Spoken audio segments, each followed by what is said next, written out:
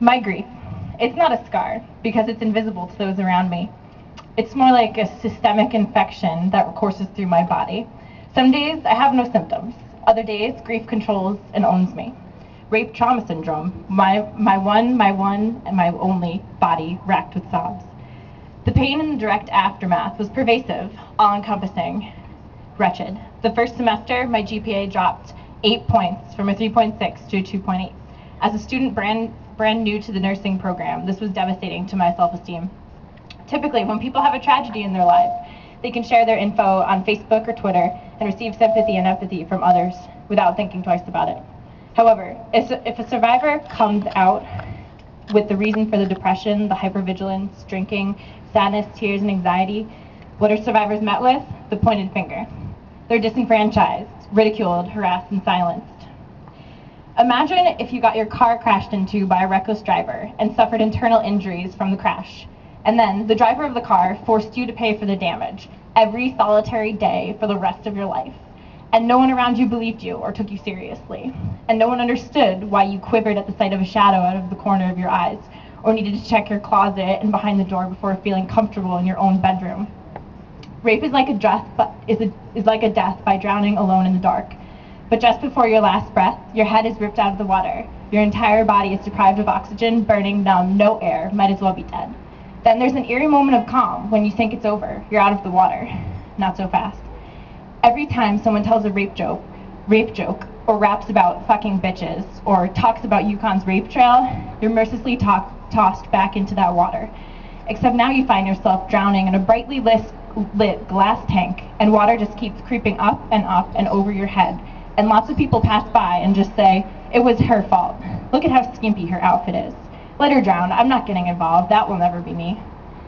The more you flail, the worse the consequences, the more painful the thrust, the harsher the glare, the tougher the grasp on your wrists, the less you can breathe. But you couldn't kick, you couldn't punch, you couldn't lash out. After all, the perp was supposed to be your friend. You're lying dead center on a railroad track. You look up, you see a train rushing towards you. What do? You freeze, deer in headlights. You just know that you're going to get hurt. Cover your head with your hands. You brace yourself for the blows. Just get the torture done with. Any resistance on your part will keep the game going. The chase will go on, so you play dead. When there once was trust, darkness. The next morning, you're alone, alone, alone. People don't ask the perp why they chose to do this horrible, life-altering, disgusting thing to you. No, people ask the victim, why did you let them into your room? Why did you wear that dress? Or if you're a guy, why were you such a wimp? Why didn't you fight harder? But you did fight. Never doubt that. You are strong. Raise your hand if you've heard about the recent Connecticut Supreme Court's overturn of the sexual assault case.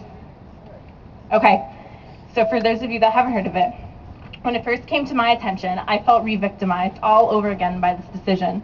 For those that are unfamiliar with this controversy, the survivor had cerebral palsy, which is a loss of muscle control, weakness, or paralysis, mental retardation, and hydrocephalus, which is a loss of coordination and the ability to think.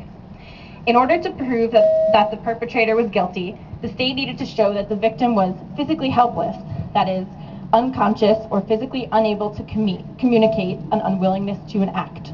Further, the Connecticut Appellate Court noted that although she could not speak, she could communicate by, quote, gesturing and vocalizing and through the use of a communication board.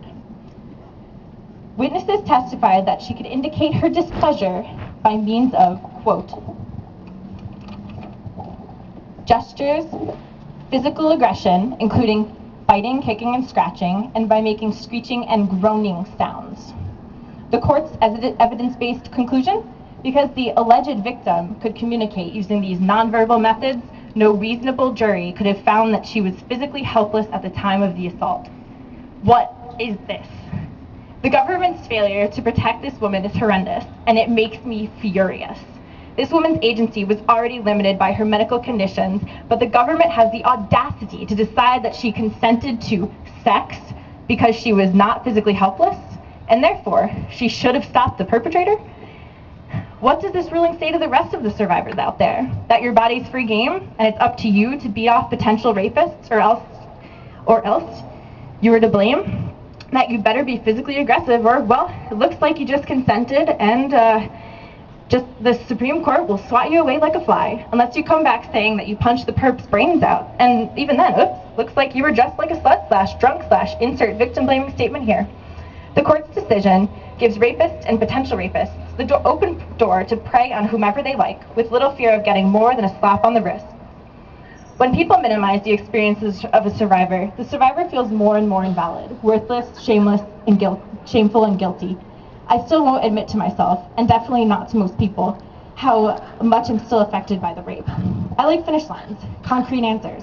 There's no answer for when this grief will end. And yet I still have questions. Why did the perp refuse to listen? Wasn't he our friend from freshman year that I danced around with at parties and football games and had over my dorm room many times prior to that night? When I went to report the rape and subsequent harassment to a local police station, why did an officer tell me that women need to stop spreading their legs like peanut butter, or that rape is going to keep on happening until the cows come home? Why did the school's higher levels of administration, School of Nursing and Community Standards as an exception, not once extend support my way, but instead tell me that speaking at SlutWalk last year could have gotten me fired because I identified myself as a resident assistant? Honestly, I think I'm more furious with the rape culture that surrounds me, that Rachel so eloquently illustrated, than I am at the actual individual that raped me. His actions are just a symptom of a greater problem: victim blaming and sexual violence. However, being here at SlutWalk 2012 is proof that there are so many amazing people out there dedicated to making the world a better place for people of all identities.